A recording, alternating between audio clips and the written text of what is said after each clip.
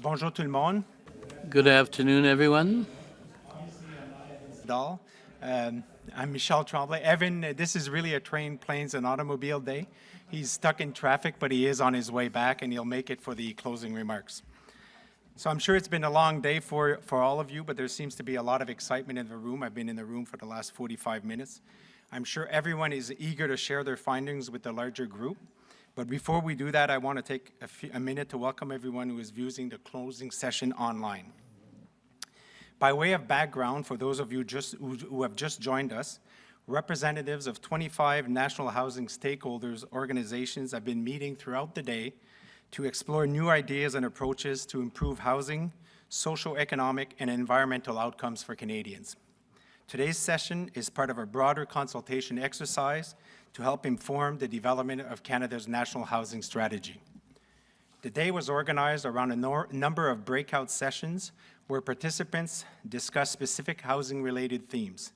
We've asked them to share their thoughts on a number of ideas that have been brought forward through our consultations to date, to identify the most promising proposals and to improve on them where possible.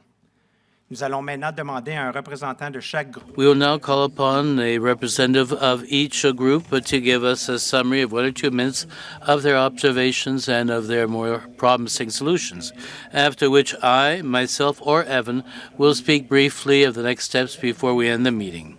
I'll invite Tim Richter to come to the stage, please. Tim.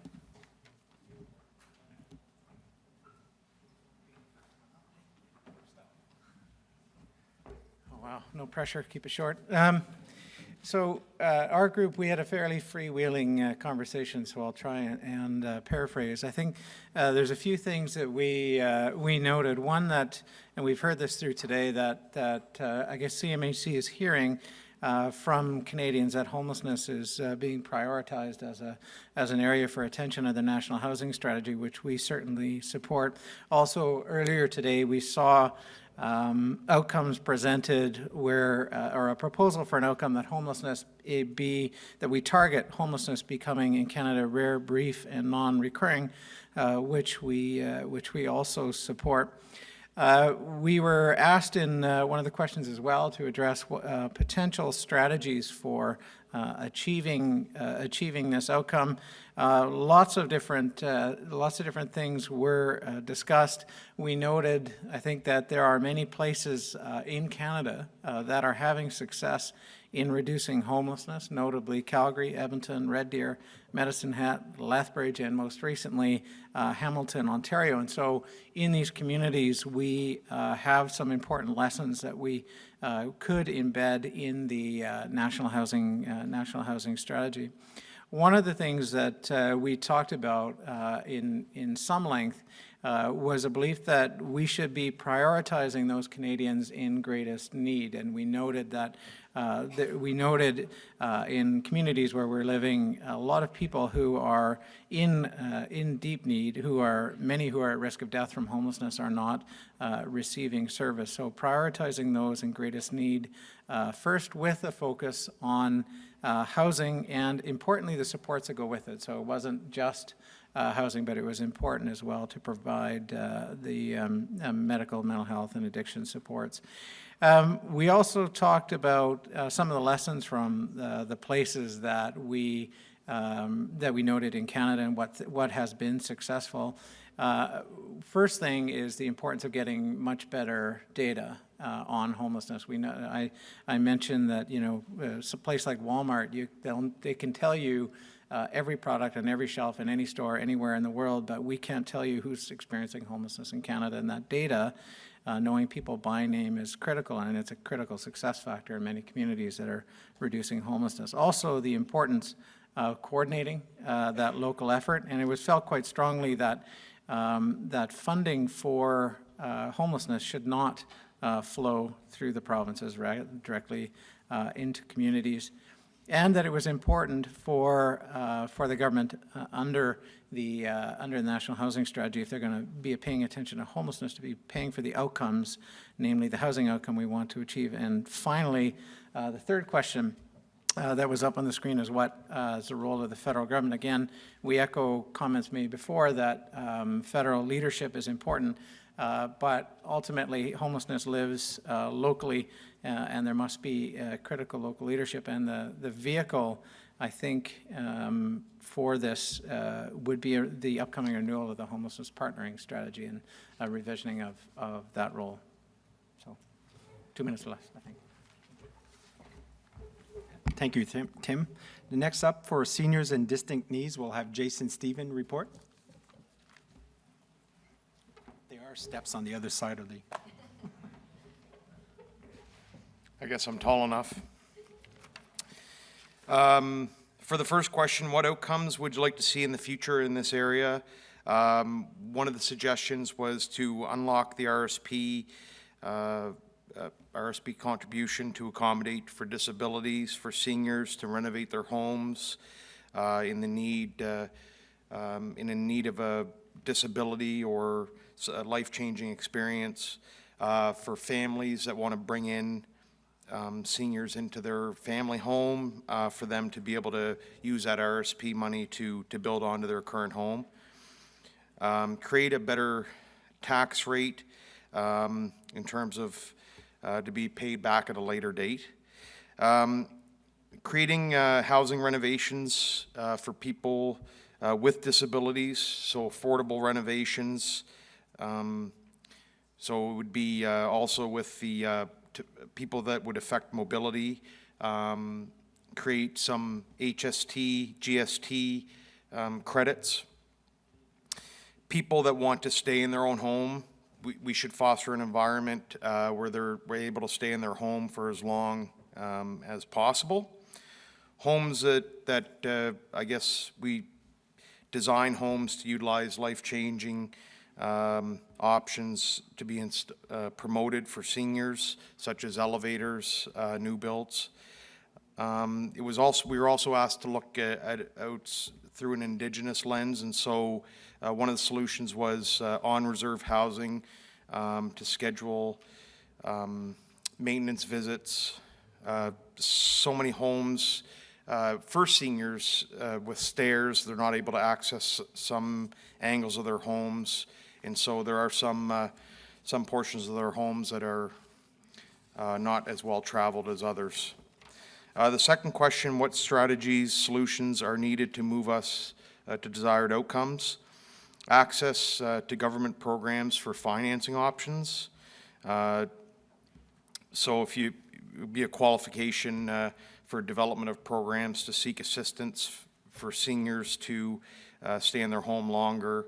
A program to support seniors at home for as long as they're able to stay there. Maintenance schedules, again, to help seniors. Don't duplicate overlapping services, but work together. This would be the federal and provincial governments that we were talking about. Communication strategies to ensure that families are being, I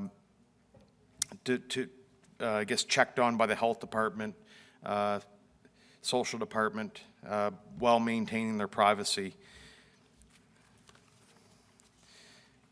For the, again, for the Indigenous lens, bans to ensure that there's regular check-ins from various departments, a need for better transportation services. The last question, what roles do several stakeholders have moving forward? The need to remove current barriers, such as the provincial level. It was discussed at our table that building permits and the available to new builds takes a long amount of time. Reduce barriers to for home purchases. Create tax incentives. So again, the provincial taxes, or I guess the GST, a rebate. Other things we talked about was working with CRA to have tax rebate within the income tax form for seniors. Again, trying to keep them in their own home versus in nursing homes in publicly funded areas. More senior-friendly financing options. Lots of seniors have some of the means, but not all of the means. Work with just different jurisdictions to keep property tax affordable so it can keep them in their house longer, and create an avenue where both the federal and provincial government communicate with one another. Again, speaks to the nursing home. Right now, we have two levels of government that don't really, as most of the people at our table thought, don't really communicate with one another effectively to manage keeping people in their homes longer. Thank you. Thank you, Jason. Next up is Indigenous Housing. I'll ask Dwight Dorey to come up, please.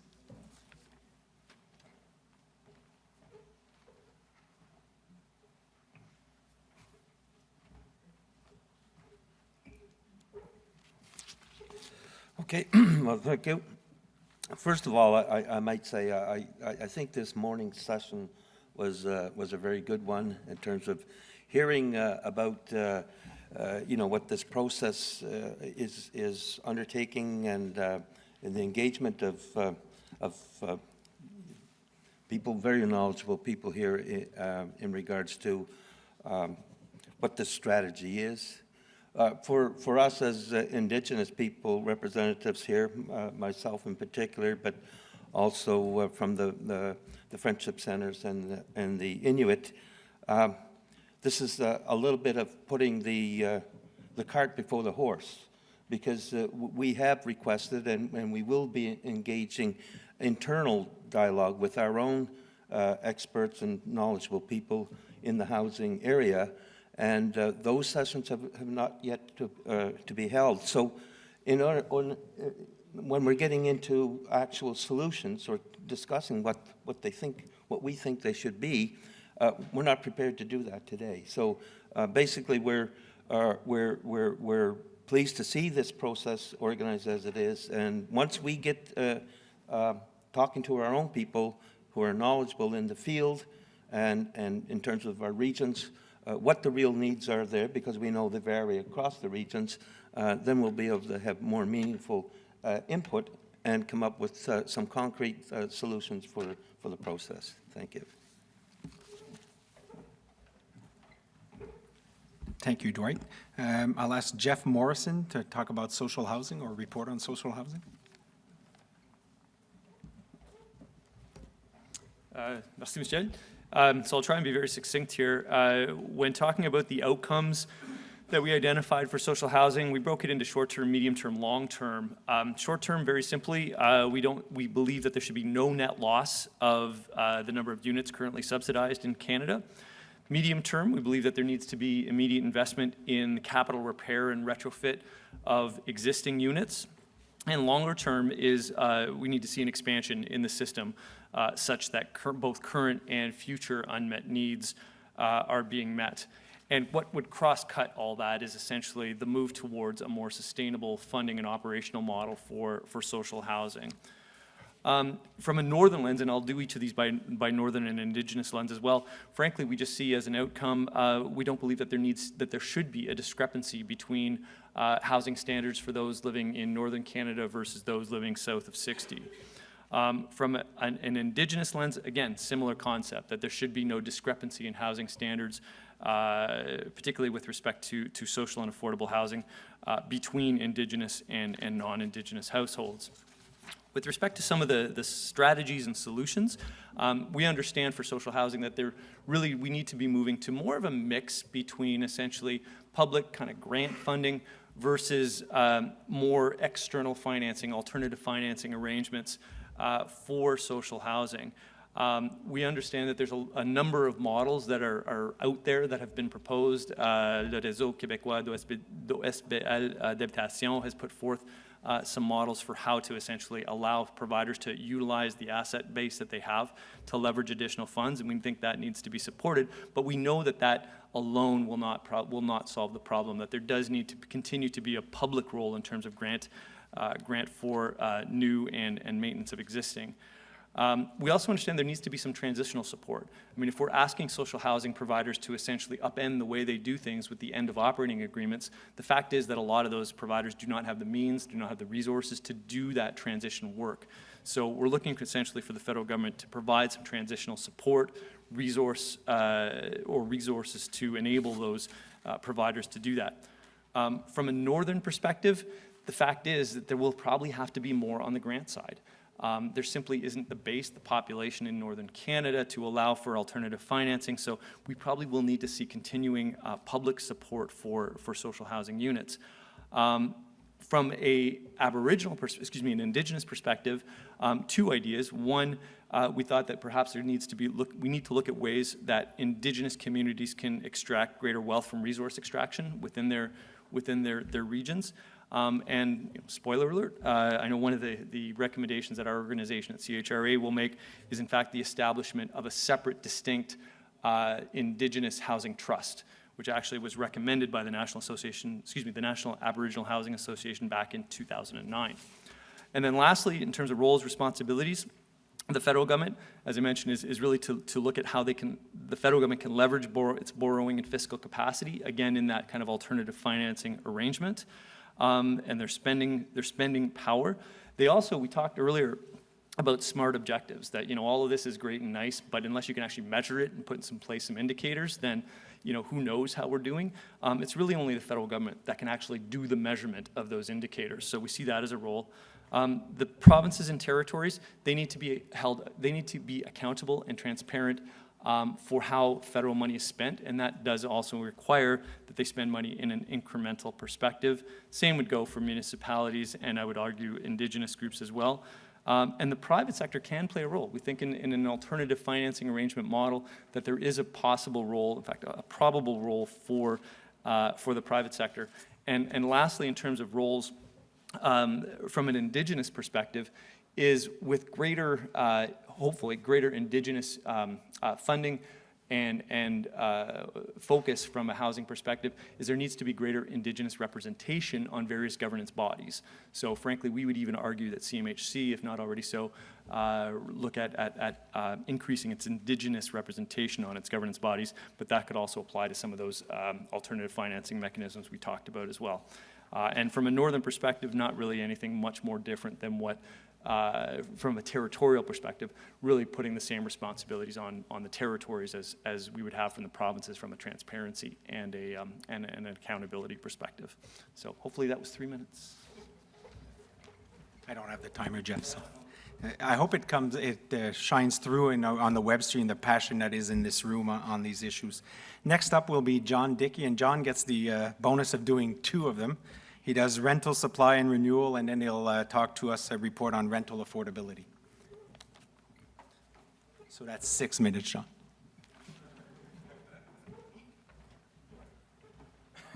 I think I can do that. In terms of rental supply and rental renewal, we focused on developing solutions. We picked 3 that had already been identified, and I'll list those first, and then we picked 2 new solutions that we worked on. The first solution was financing, and various aspects of financing, long-term finance to avoid interest rate risk, construction finance, and incentives to reduce the equity needed. We felt that one had to pay attention to the fact that interest rates were already extremely low, so there needed to be a focus on how could the money be best spent. Then, already on the list as one of the solutions was a portable housing benefit, which is really a demand issue, not a supply issue.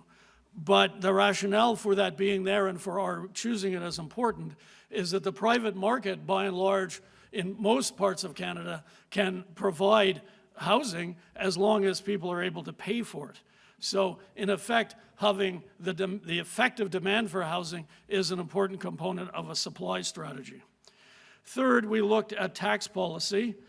HST, giving HST relief, essentially no HST on construction and repairs, was already on the list, and the group certainly supported that. In addition, the group advocated tax deferral on the sale of a property where the proceeds are reinvested in a new rental building. So the supply component is the fact that it would create a market for long-term holders of rental property to buy new rental buildings and thus get them built. For our 2 new points, we suggested that the federal government might well consider funding the municipalities to defer development charges, because development charges are a significant component in the cost of new development, and if they were deferred, well, the municipality wouldn't lose money other than the first year or two or three if they could be paid in years 3, 4, 5, 6, 7, 8, 9, and 10 of a project rather than having to be paid at year one. And we thought that in doing that, the government should avoid tying that directly to affordability. The rationale would be that we could rely on the move-up effect if we can get supply at the high end. Finally, we suggested a program like rental wrap with flexible limits on the amount of forgivable loan based on the unit sizes according to local need, and perhaps also with flexible limits tied to different affordability commitments. In terms of affordability for renters, we first asked the question, well, what are we seeking to achieve? And on that subject, the standard test is that a person should be able to obtain housing at 30% of their income. Well, that's fine for households of 3 or 4 or 5 people, but we felt that it was too low, or in terms of the number of people who are affected, too high a standard for households consisting of 1 or 2 persons. In order to target limited resources, it would be better to set a higher standard, a higher affordability level than 30%. In addition, we felt that governments, all of them, should avoid excessively high standards because they create high costs or cost increases. And if governments at any level are insisting on retrofits, they should strongly consider subsidy programs to help pay for those retrofits. We also thought the federal government could encourage provinces to allow secondary units. Now, in terms of the north and other areas, there are, of course, issues with respect to whether there is a functioning market, and solutions need to be adjusted for that. However, in areas with well-functioning markets, which is 95% of Canada, we felt that a marvelous solution for rental affordability is portable housing allowances or housing benefits. We considered that they should be attached to the tenant to leave the tenant with choice. They should be paid to the tenant, which has several good effects. They should be paid based on actual rent up to a maximum, for example, 90% of median. And in assessing income, we felt that the government should consider the trade-off between addressing current need, income, in other words, income this month or in the last 3 months or the last 6 months, and the administrative cost of doing that, as opposed to looking at last year's income from the tax system. We also asked the question, can a system be designed to give choice to the current residents in social housing, which could address the question of sustainability in social housing at end of operating agreements, but it could also improve choice for those residents, and it could improve income mixing. We suggested the federal government learn from the existing provincial and indeed municipal programs and leave flexibility. And that is pretty much my 6 minutes. Thank you. Thank you very much, John. Next up is Kevin Lee for Homeownership Affordability. Kevin?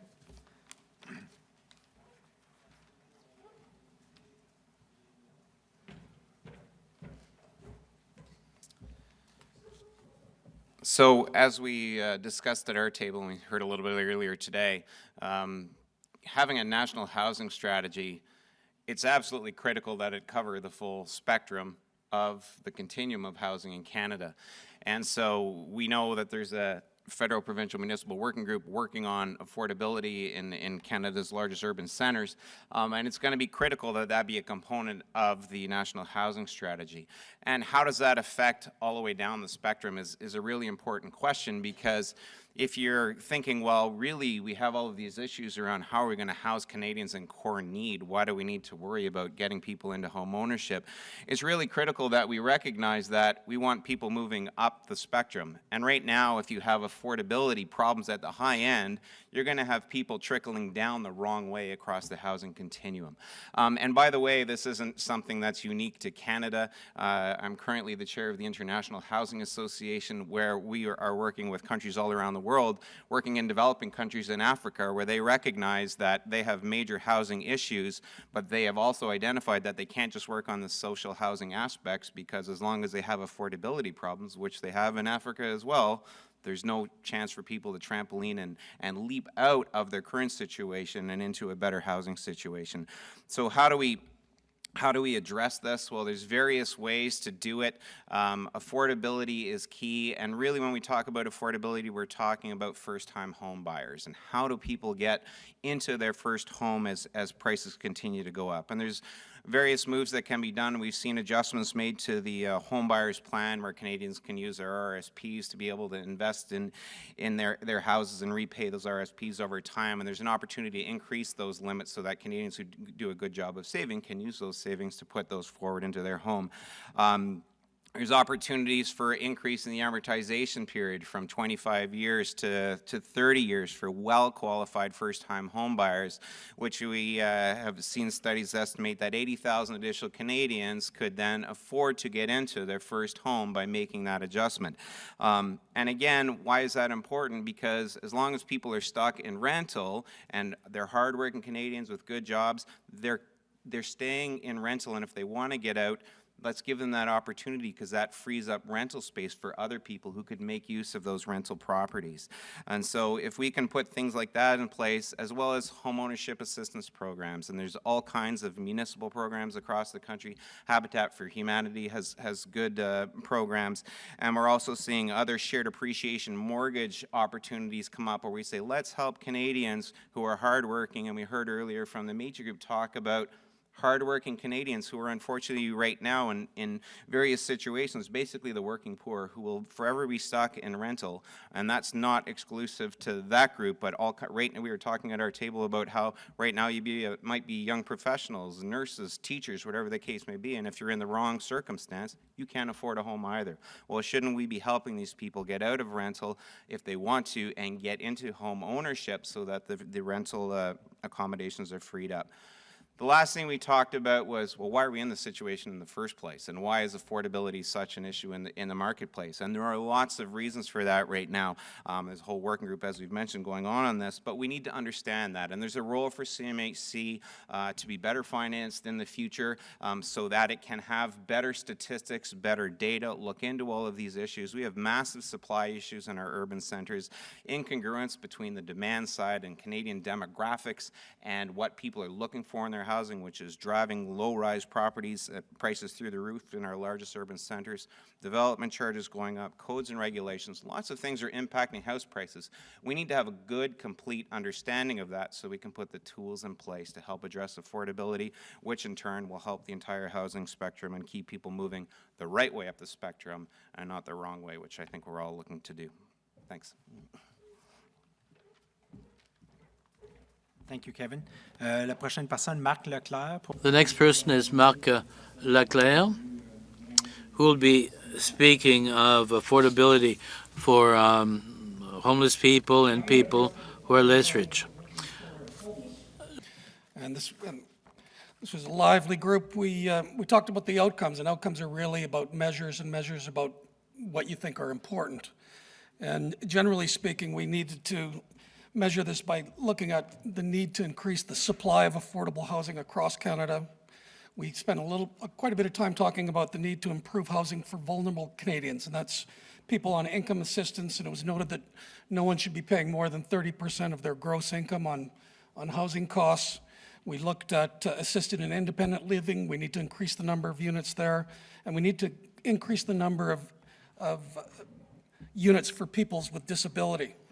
We also talked about the need to reduce the overcrowding, because overcrowding leads to more repairs, and we just generally on homeless need to reduce the number of homeless, and that's been addressed earlier. In terms of the northern lens and the Indigenous lens, obviously there are more northern and Indigenous people who are in the working poor category. And so when we deal with these sorts of issues, we're dealing with an increased volume of people that need to be dealt with. And we talked a lot about working with Indigenous populations and housing providers.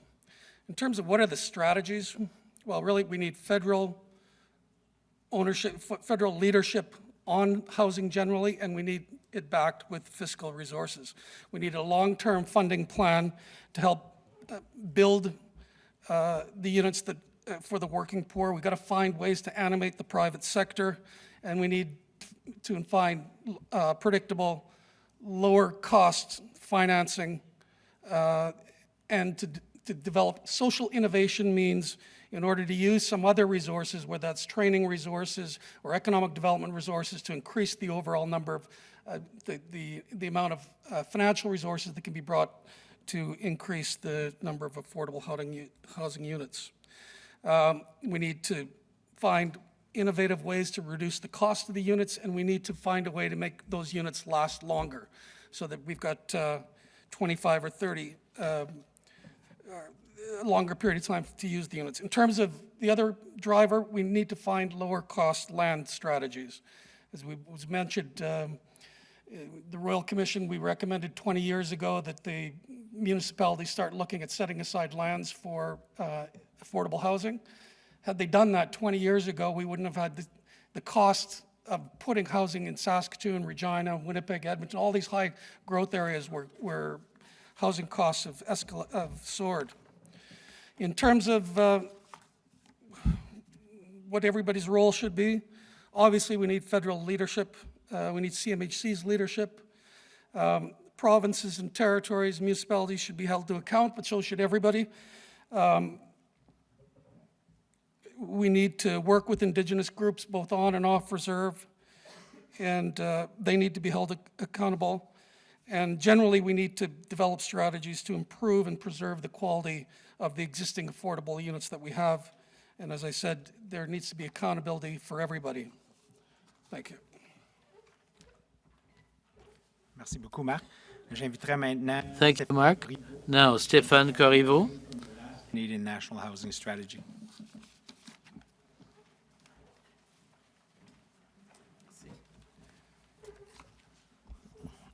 So the news is that we have a national housing strategy in place. It's been in place for at least the last 15 years, and one could argue even a little bit longer than that. What we should be talking about now is the new one, but how can we talk about the new strategy if we don't see what was the strategy? And that strategy is that even if there's no books that says Canadian housing strategy for the last 15 years, there's a fact. The fact is that we had a strategy that was almost totally oriented towards demands rather than supply. That translates into concrete gesture from the federal government and CMHC. So for example, we are now exposed to the tune of about $1 trillion to support financial tools that fuel the demands. We help the bank to make loans, and we help people to loan money to the banks. And that has an impact at every level of the spectrum of the housing. Would it be in Toronto? I mean, which bank will make a loan at an average income family to buy, $1.5 million, $2 million home in Vancouver if there was no CMHC to back that loan? Nobody. So that was a strategy up to now and had impact. So now we have to have a strategy that says we need to help the supply side. This is the thing that should be the key element in it. Not only should we help the supply side, but what we should be helping for is supply side for the part of the market that has received the less support in the last 15 years, which is the lower end and the lower income end of the market. The people there are not able to afford most of the time on the private market buying and even sometimes renting.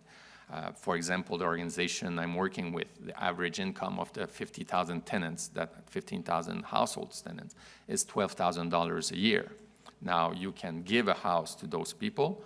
It means not much, because the best use they could do with a house like that is to sell it the morning after to use a capital that it's worth with, because they're not able, with the income they have, to basically maintain that house. So what we need to have is a national strategy that supports supply, and supports supply for market that is not able to face it on a one per individual basis. We need to have collective tools to help co-op, nonprofit, public housing to answer collectively those needs with tools and means that match the situation of those collectivity. In spite of not having significant investment in the last 20 years done, there's been basically a very, very, very low default rate for the co-op and the nonprofit, for example. There's been actually an excellent rate of success of those proposals, of those business that have been set up by the community, and that should be inspirational. In fact, it's so much inspirational that we think that to the question, how should the issue of housing should be considered in light of the northern situation or in light of the indigenous people situation? We don't think we can tell them what to do. We should actually learn something from them. And the situation is that we have been tackling housing in the last few decades almost as a short-term issue. And what we should be learning is that it's a long-term issue. It's not only a lifetime for the construction, a lifetime for the individual. Building typically lasts longer than people. So we should have a vision where we are building, managing, and developing those houses, those communities, those buildings with a vision for the upcoming generations that are there. Of course, we need to adapt and adjust with time, but this is the lesson we should take from our Aboriginal and Northern brothers and sisters. And that should be implemented even in the South, and that should be implemented with all the communities that say what we need to have is a government that is dedicating its resources to make sure that every single Canadian has a proper house, and that needs to be going through market, but also through collective ownership. So we're able collectively to face the situation of the most disenfranchised amongst us. Thank you. Merci, Stéphane. Finally, Thank you, Stéphane. Green to come to talk to us about the right to housing.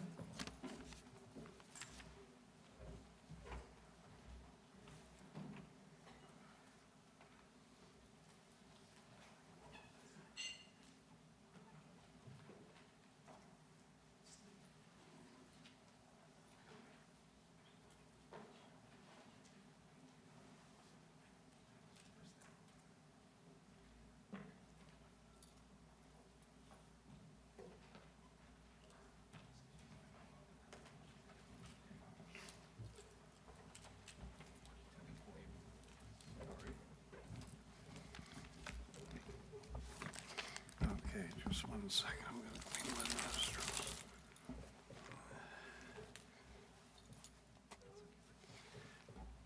Okay. Housing as a right.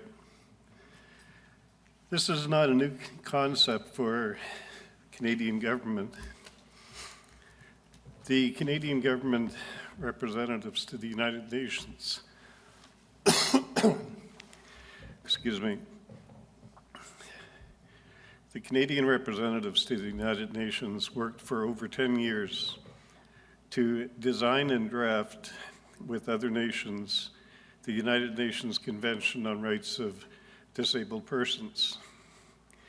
Within that document is the right to housing. Canada signed on to that document in 2012. What does it mean if Canada actually recognizes housing as a right? First and foremost, there would no longer be homeless people. Every homeless person would have the recourse to the federal government for suitable housing.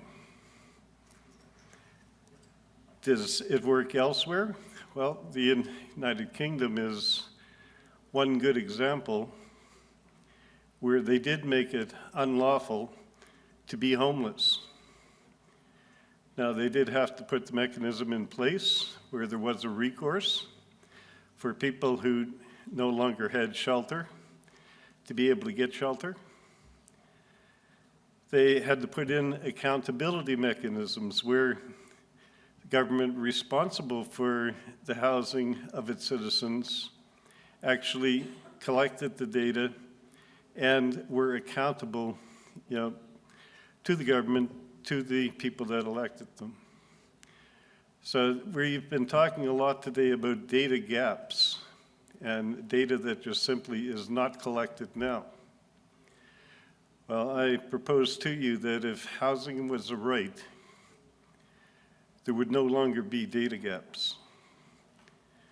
We talked a lot today about homelessness and housing being necessary to get people off the streets and into a more safe and healthy environment.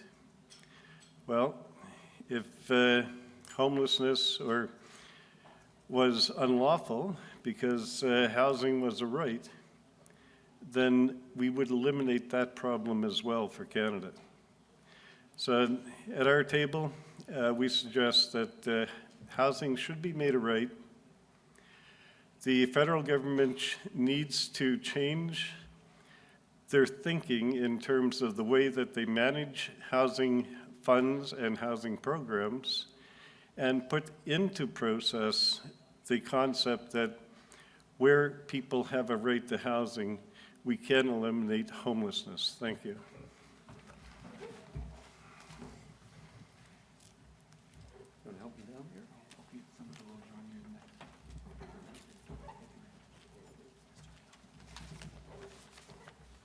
Thank you, Mr. Green. À ce moment, j'aimerais maintenant inviter M. Evan. I now invite Mr. Evan Sadal, our CEO, to give us the final words. Messed up schedule. So Air Canada was late and you were early, and so I was late. Anyway, I'm sorry. So Michelle, merci. Michelle stepped into my place and took you through the end. We'll get out of here. We'll get you out of here shortly. Thank you, everyone, for your time today. Special thank you to the table representatives who reported on behalf of your groups. We will be taking notes. We've already been taking notes, and we'll be reflecting on these as we pull together our final advice to the minister and the report he will give on November 22nd. So what's next? Consultations continue. In the coming days, we'll hold separate roundtable sessions outside of Ottawa on urban Indigenous housing in remote communities, and northern housing. Focus groups are also being held across the country with specific target groups, including those who have been homeless, those who are living in social housing, newcomers to Canada, Indigenous people, and people with disabilities. We invite all of you on behalf of your organizations, if you've not, to upload your submissions to our website via letstalkhousing.ca ou parlonslogement.ca. And we will continue, we at CMHC will continue to support Minister Duclos by gathering and analyzing the information we've taken from this session and all of those and the various consultation processes to create the pillars of the National Housing Strategy. Le ministre Duclos diffusera un rapport. Minister Duclos will give a report on the 22nd of November for the International Day of Housing. At that time, he will also announce the next stages, such as the request for approval of a national housing program by Cabinet. I won't speak of timelines. The minister will be able to answer that question. Opportunity again to express our appreciation to all of you for being here today and sharing your ideas, your expertise, your energy, your criticism. Particularly that, I must say, with us. We received great feedback, and we've got a bunch of great ideas from you today, all of which we'll be sharing with Minister Duclos, his staff, our colleagues, and the government in the days ahead. Thank you for contributing so meaningfully to the development of Canada's next National Housing Strategy. Bonne soirée. Merci.